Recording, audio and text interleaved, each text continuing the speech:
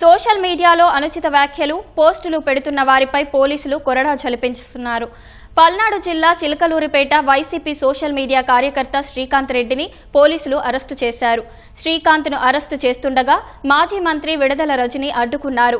విడదల రజని వెంట YCP social media కార్యకర్త శ్రీకాంత్ రెడ్డి వివాహానికి వెళ్లారు.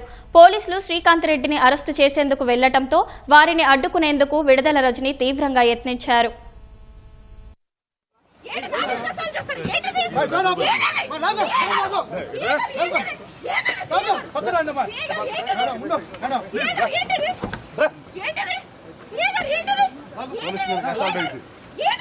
నేను చెప్పాను మేడం, మీరు అసలు చెప్తారు